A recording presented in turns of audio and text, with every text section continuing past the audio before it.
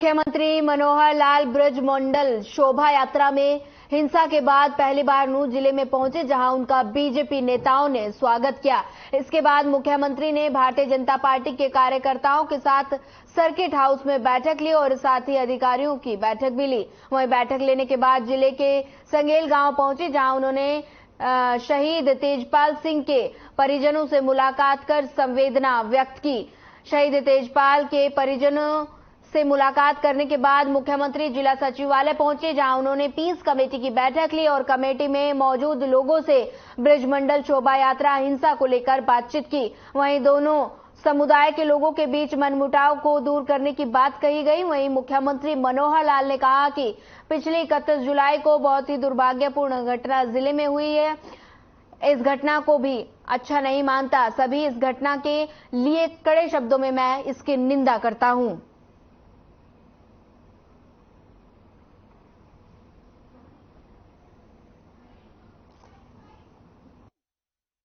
ये peace committee की जो मीटिंग बुलाई सीएम साहब ने, बहुत बहुत खुशी, लेकिन सबके लिए यही कि हमारे भाईचारा, अमन, शांति बनी रहे, सलामती रहे, वही उनका पैगाम था, वही हमारा पैगाम है।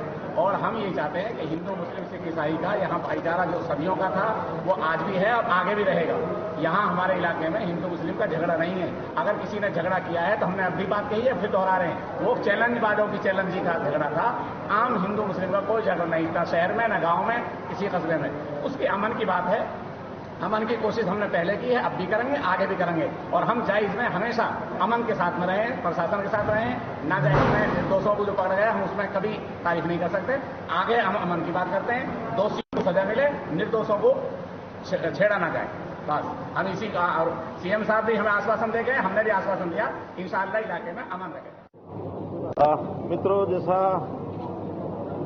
हमको पता है कि पीछे 31 जुलाई को बहुत ही एक दुर्भाग्यपूर्ण घटना यहाँ हुई, जिसको कोई भी अच्छा नहीं मानता। सब लोगों ने उसकी निंदा की है, नहीं होनी चाहिए थी।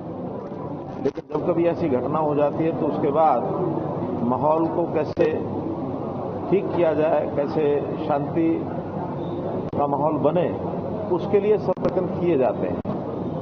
और उसी के ठीक करने की दिशा में आज का मैंने एक प्रोग्राम ये 2 दिन का रखा है, आज और कल का नूंह का। क्योंकि सारी स्थितियों को तो हम दूर बैठे भी जानकारी मिलती है क्या है क्या नहीं है, लेकिन हमारा यही है कि पहले स्थितियां ठीक हो जाएं, तभी उस प्रकार के माहौल में किसी ऐसे व्यक्ति को जाना चाहिए जिससे उस माहौल को और ठीक किया जा सके। ऐसी कोई घटना समय से पहले अगर करें कि माहौल को ठीक करने के बजाय वो खराब होने की गुंजाइश हो, वो नहीं करनी चाहिए। आपको ध्यान में होगा कि जिस दिन ये घटना हुई और उसके कुछ दिन बाद विपक्षी दलों ने एक होड़ सी लग गई कि चलो नूंह चलो, चलो नूंह चलो। जैसे तवा गर्म होता है, उस पर रोटियां सेकने के लिए सब चल पड़ते हैं।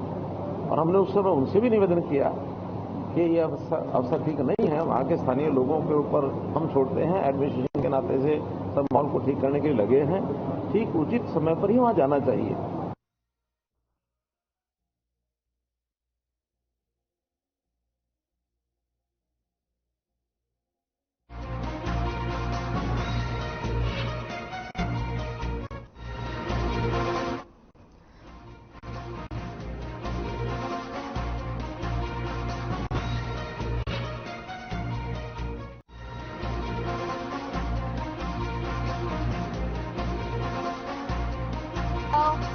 चंडीगढ़ से इस वक्त की आपको बड़ी खबर से रूबरू करा देते हैं।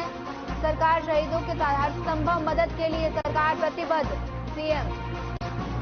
हरियाणा सरकार ने जारी किए आदेश। बड़ी खबर, अहम जानकारी आपको दे रहे हैं।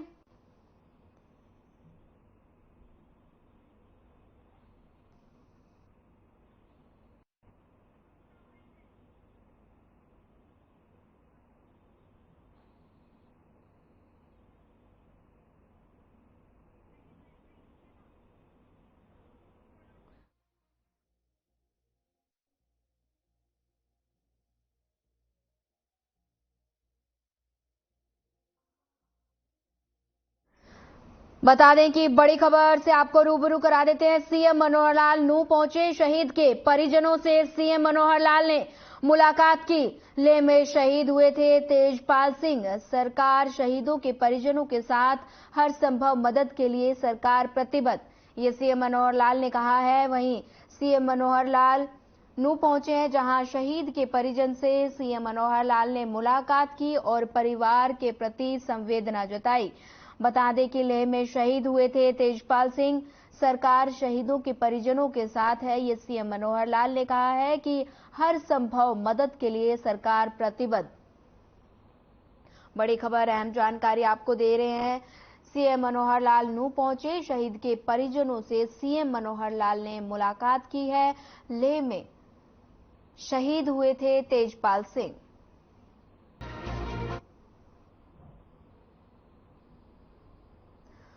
दादरी में लोहारू मार्ग पर अज्ञात लोगों ने महिला और एक पुरुष को गोली मार दी और आरोपी घटना को अंजाम देकर मौके से फरार हो गए। वहीं महिला और पुरुष दोनों स्कूटी पर सवार थे। दोनों को इलाज के लिए सिविल अस्पताल जिला मुख्यालय भेजा गया, जहां उनका इलाज जारी है।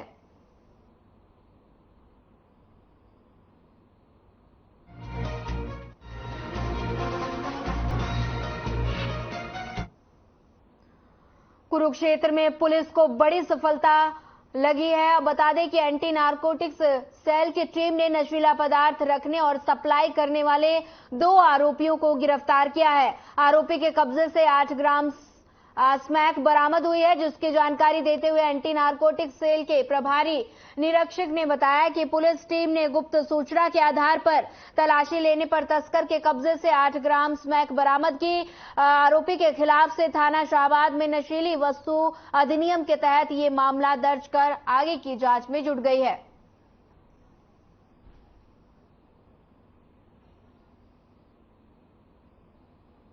नशे की रोकथाम के लिए लगातार कार्य किया जा रहा है जी। जो हमारी एएनसी की टीम को एक सूचना प्राप्त हुई थी कि गौरव पुत्र धर्मवीर वासी दंदौड़ी ये स्मैक बेचने का काम करता है जी। और आज भी ये स्मैक लिया हुआ है। अगर इसे काबू किया जाए तो इसके कब्जे से स्मैक बरामद हो सकती है जी। और इसी सूचना पर हमारी एएनसी की टीम ने दंतोड़ी पुल के पास नाकाबंदी की थी जी। और ये आता हुआ दिखाई दिया और मौका पर गस्टिड साहिबान डीएसपी साहब को भी बुलाया गया जी। और डीएसपी साहब की हाजिर होने के बाद इसकी तलाशी ली गई। तलाशी के दौरान 8 ग्राम स्मैक बरामद हुई थी जी।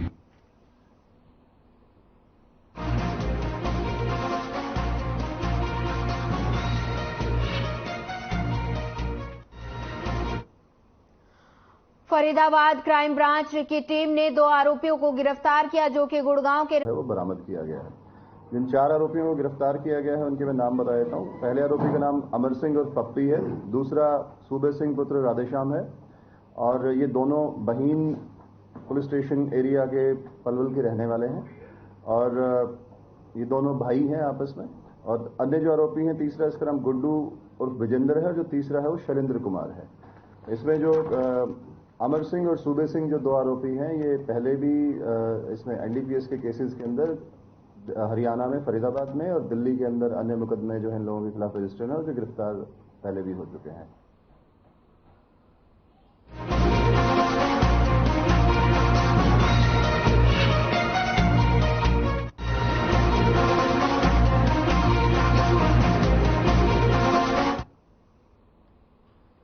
जिला नगर आयुक्त पंकज सेठिया ने कहा कि अंतर्राष्ट्रीय गीता महोत्सव 2023 से पहले कुरुक्षेत्र शहर को पॉलिथीन मुक्त बनाने का प्रयास किया जाएगा। इसके लिए नगर निगम परिषद के अधिकारी और कर्मचारी एक विशेष मिशन के तहत सफाई अभियान करेंगे। वहीं पंकज सेठिया ने सेक्टर 8 में नगर परिषद की तरफ से आयोजित स्वच्छता अभियान का शुभारंभ किया और कहा कि इस स्वच्छता अभियान के दौरान प्लास्टिक और पॉलिथीन पर विशेष फोकस रहेगा और शहर के अलग अलग क्षेत्रों में जाकर पॉलिथीन को एकत्रित किया जाएगा और नियमानुसार इस वेस्ट को डिस्पोज ऑफ किया जाएगा। वहीं अभियान को सफल बनाने के लिए लोगों की जरूरत होगी।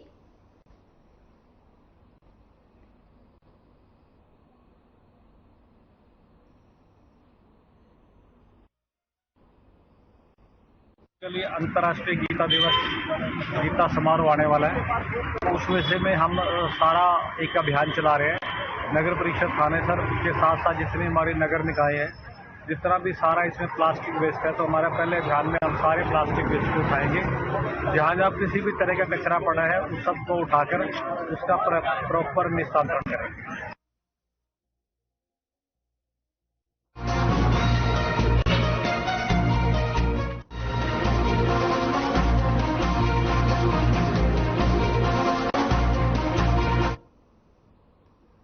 बाल महोत्सव 2023 के अंतर्गत जिला स्तरीय प्रतियोगिताओं के समापन समारोह में मानद सचिव रंजीता मेहता ने शिरकत की। रंजीता मेहता ने कार्यक्रम में कहा कि हरियाणा सरकार सांस्कृतिक विरासत को सहेज कर रखने के उद्देश्य से काम कर रही है। युवा पीढ़ी को समक्ष और कुशल बनाने के लिए साथ साथ खेलों के प्रति भी बढ़ावा दिया जा रहा है। वहीं जिला बाल कल्याण अधिकारी राजेश पुनिया ने कहा कि ये प्रतियोगिताएं 17 से 20 अक्टूबर तक आयोजित की गई थी। इन प्रतियोगिताओं के 74 ग्रुपों में से 19 तरह की विभिन्न तरह की प्रतियोगिताएं, जिसमें ग्रुप डांस, कार्ड मेकिंग, दिया कैंडल डेकोरेशन के साथ क्लासिकल डांस प्रतियोगिताओं का भी आयोजन किया गया।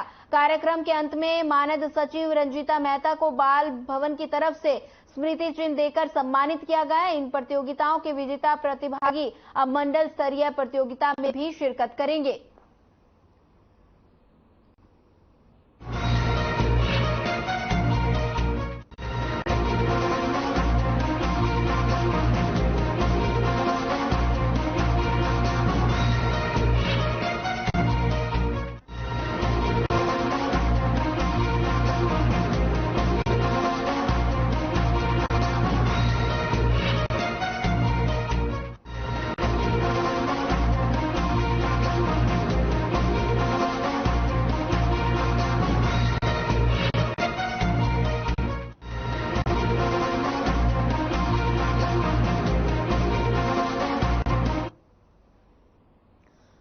नवरात्रों के चलते देश भर में मंदिरों में भक्तों का तांता लगा हुआ है। इसी कड़ी में फरीदाबाद के सिद्धपीठ वैष्णो देवी मंदिर में भारी संख्या में श्रद्धालु अर्चना करने पहुंचे। मंदिर के प्रधान के अनुसार कई दशक पुराना इस मंदिर का निर्माण उनके बुजुर्गों ने करवाया था।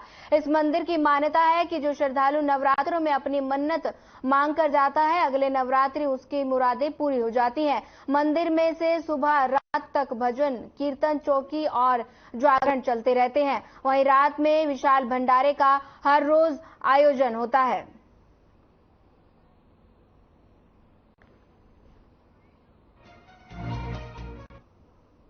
आप देख रहे हो पब्लिक का लाइनें लगी हुई हैं। ये लाइनें हमारे सुबह से लेकर रात तक चली जाती है और हमारा मंदिर महारानी की कृपा से नवरात्रों के दिनों में 24 घंटे खुला रहता है। और ये जो आयोजन देख रहे हो आप, ये आयोजन सब भक्तों के द्वारा किया जाता है, सेवादारों के द्वारा किया जाता है। और ये आयोजन 24 घंटे मतलब महारानी के द्वार खुले हुए हैं। इसके साथ साथ ये जो आप मुकुट देख रहे हो महारानी का, सोने का छत्र, सोने मुकुट सिर्फ नवरात्रों में लोगों को दर्शन मिलते हैं, वैसे नहीं मिलते कभी भी है। किस तरह की मानता है, हम तो मन से आए हैं। कोई ऐसी माता रानी ने सब कुछ दिया हुआ है, तो बस उसकी शुक्रिया है। तो कहते हैं कि इस मंदिर में जो भी आता है उसकी मुरादें पूरी होती हैं और लोगों का अटूट विश्वास है। हाँ जी, हाँ जी, बिल्कुल। ये देखिए, यही मंदिर नहीं, मंदिर तो कोई भी हिंदुस्तान में हो, जहाँ भी चाहिए अटूट विश्वास से ही जाना चाहिए और माता के आशीर्वाद से सब कुछ भलाई होगा सबका। यहाँ पे माँ के आगे खड़े होने से ही सब मुरादें पूरी हो जाती है, मांगने की कोई जरूरत नहीं है। ये देवा माँ ये सबके दिल की जानती है, हमेशा हमारी मुराद पूरी होती है। श्रद्धा भाव से ही आएगा आदमी, तभी यहाँ मुरादें पूरी होती हैं जी। हम तो हमेशा यहीं पे आते हैं माता रानी के दरबार में और माता रानी के आशीर्वाद से माता रानी को मत्था टेकते हैं। रोज के रोज आते हैं माता रानी को मत्था टेकने के लिए।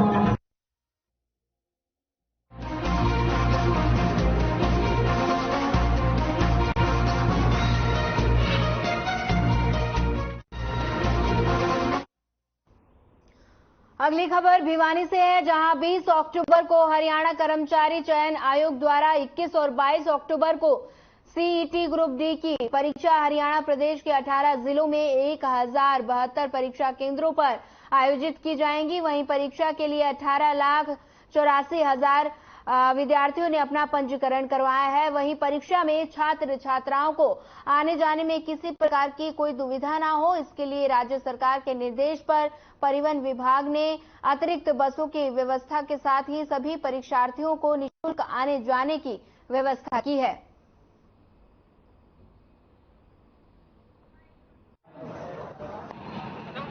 और मेरे को फतेहाबाद पेपर देने जाना है सीएटी का, और मैं भिवानी रोडवेज के विभाग में पता करने आया था बसों के बारे में, और मेरे को यहाँ पर आके पता चला कि रोडवेज विभाग ने बहुत अच्छी व्यवस्था कर रखी है, जिसके कारण बच्चों को कोई तकलीफ नहीं होगी और वे समय से अपने एग्जाम सेंटर पर आसानी से पहुंच जाएंगे। ये सीईटी के एग्जाम के लिए रोडवेज विभाग ने, भिवानी डिपो ने बहुत अच्छी व्यवस्था, पूरे प्रबंध किए हुए हैं। 226 बसेज का बेड़ा हमारे पास रोडवेज का है, जिनमें 53 बसेज सोसाइटी की हैं, कोऑपरेटिव सोसाइटी की हैं, और जो बाकी बची हुई जो बसेज हैं वो डीटीओ ने रिक्विजिट करके जीएम रोडवेज को हैंड ओवर कर दी। जो बच्चों का सीटी पेपर है कल का और परसों का 21-22 का, उसके लिए हेल्प डेस्क लगा रखा है ताकि बच्चों की किसी प्रकार की कोई परेशानी ना हो।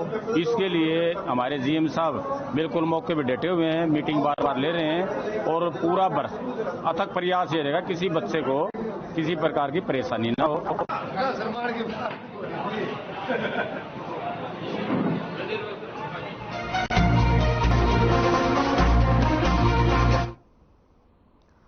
पुंडरी के गांव रसीना में एक शख्स ने अपने ही चाचा के लड़के के सिर में कसी मारकर उसे गंभीर रूप से घायल कर दिया। वहीं घायल व्यक्ति का चंडीगढ़ पीजीआई में इलाज जारी है। वहीं परिजनों ने पुंडरी थाना में इकट्ठे होकर आरोपी के खिलाफ जल्द कार्रवाई करने की मांग की है।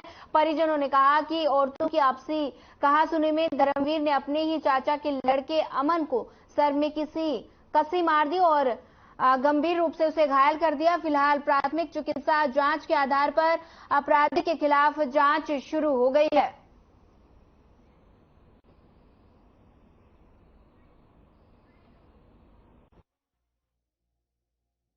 हमारे पास 9 तारीख को इंटीमेशन आई थी कि रसीना गांव में एक धर्मवीर नाम के आदमी को उसके दूसरे साथ दोस्त ने, उसके भाई ने उसको कसी से वार कर दिया, ज्यादा चोट मार दी है।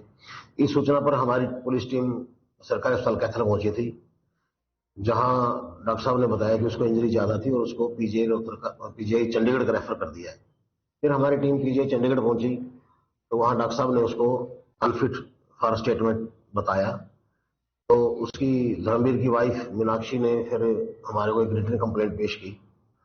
The contents of the complaint के बिहाफ पे हमने 323, 324, 34 सेक्शन में 2 लोगों के खिलाफ, एक अमन सनोफ रत्ना है और एक अमन की मां है, रसीना के ही रहने वाले हैं, उनके पड़ोसी हैं, उन दोनों के खिलाफ एफआईआर दर्ज कर ली है। पूजा क्या हुआ था? 8 तारीख की बात है जी। मेरे पापे को एकदम कसी मारी। किसने मारी? मेरे दादी के लड़के अमन ने। क्यों मारी? बस उनका थोड़ा सा झगड़ा हुआ था, मेरी मम्मी और का ही हुआ था, मतलब लगाइया का अपनी आपस में बात हुई थी। तो कहाँ मारी कसी और कितनी चोट लगी उसे? चोट तो बहुत गहरी है जी। कहाँ मारी थी कसी? सिर पे मार की। तो कहाँ आपको?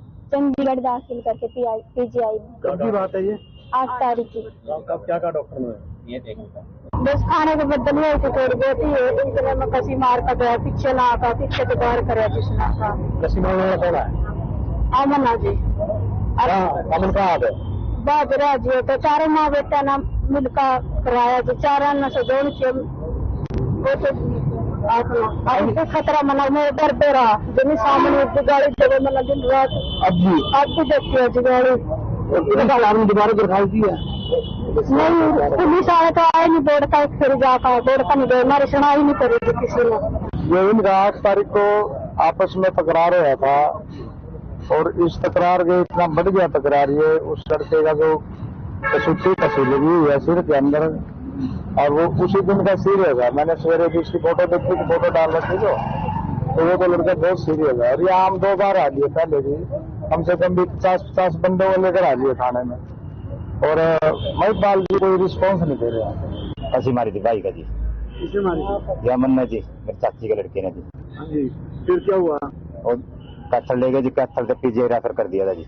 ज्यादा चोट लगी? बहुत ज्यादा लग रही थी। क्या डॉक्टर जवाब दे रहे हैं जी भी इसकी सेवा करो घर जाके। कितने दिन हो गए इसे? आज 12-13 दिन हो गए जी। तो क्या हुआ, आप क्या मांगा, आपकी थाने में आए हो? हम तो कार्रवाई करवाना चाहूँगा जी, सख्त से कार्रवाई होगा जी। अभी तो कोई कार्रवाई नहीं हुई? कोई कार्रवाई नहीं है जी, 15-20 दिन की बात है। क्या आपने दरखास्त दे दी है? हाँ जी, पूंटी थाने में दरखास्त दे दी है।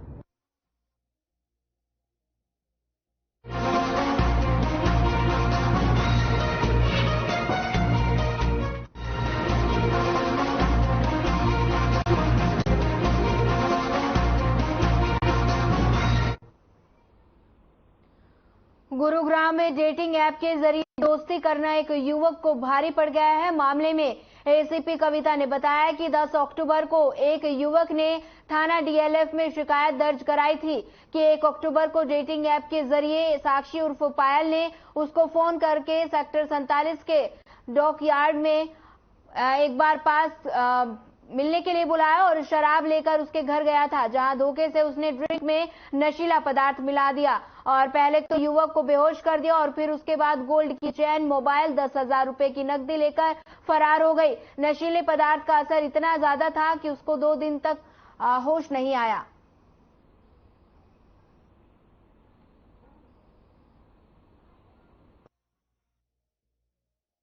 ये जो है गुरुग्राम पुलिस की एक बहुत बड़ी उपलब्धि हम कह सकते हैं कि आज हमने एक ऐसे गिरोह का भंडाफोड़ किया है जो लगातार बहुत सारे लोगों के साथ जो है डेटिंग ऐप की सहायता से फ्रॉड कर रहा था। इसमें इस पर्टिकुलर केस की अगर मैं बात करूं तो 10 जो है अक्टूबर को हमें एक शिकायत मिली सेक्टर 29 थाने में कि कोई जो भी कंप्लेनेंट था उसने बताया कि वो डेटिंग ऐप के माध्यम से किसी लड़की से मिला था और जिसने अपना नाम जो है साक्षी आलियाज पायल बताया था और जैसे ही उनकी बातचीत डेटिंग ऐप पे हुई उसके बाद उन्होंने मिलने के लिए प्लान बनाया और साथ में जो है लिकर का भी उन्होंने कंज्यूम करने का प्लान बनाया। तो जब वो दोनों साथ घर में पहुंचे तो वो किसी बहाने से जो है उसने लड़के को अंदर किचन में भेज दिया और इस दौरान उसने उसके जो ड्रिंक थी उसमें कोई नशीला पदार्थ मिला दिया जिसको पीने के बाद वो बेहोश हो गया। और इस दौरान उस लड़की ने जो है उसके सोने की उसने चेन पहनी हुई थी, उसके पास जो फोन था, उसका जो कैश था, प्लस जो है उसका एटीएम कार्ड था, वो सब वो लेके चली गई। उस आदमी को 2 दिन तक तो होश ही नहीं आया। तीसरे दिन जब उसको होश आया तो उसने देखा कि ये चीज उसकी गायब है।